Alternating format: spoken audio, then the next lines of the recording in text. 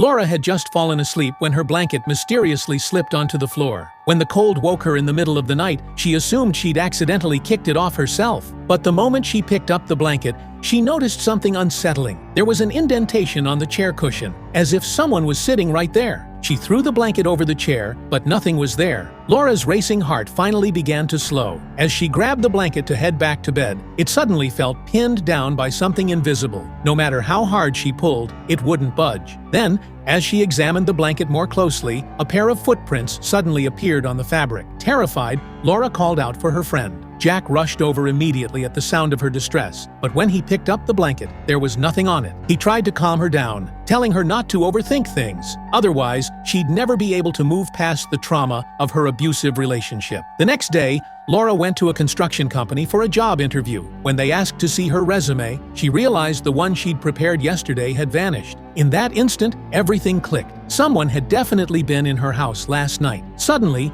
Laura felt dizzy and collapsed to the floor. Jack rushed her to the hospital, where tests revealed she'd fainted because her blood contained a sedative. At first, Laura brushed it off, but when she got home, she found a prescription bottle on her table that hadn't been there before. Seeing the name on the bottle sent chills down her spine. She began to suspect her abusive husband wasn't really dead, that somehow he'd found a way to become invisible and was lurking around her. Determined to expose him, Laura grabbed a bag of coffee grounds from the kitchen and scattered them across the floor. If her husband showed up, she'd spot his footprints immediately. But hours passed and nothing happened. Then Laura remembered her husband's phone number. She dialed it, and when the call connected, the ringtone came from directly above her. Laura found a ladder and climbed up to the attic. Sure enough, there was a phone up there. When she opened it, she found it filled with secretly taken photos of her. Suddenly, a text message popped up. Someone was clearly messing with her, deliberately luring her up here. Laura rushed back to the exit to check below, but still saw nothing. Then she had an idea. She dumped a bucket of paint down the ladder. A human silhouette suddenly materialized. Laura stared down in horror. She couldn't believe it. Her husband had actually succeeded in developing an invisibility suit.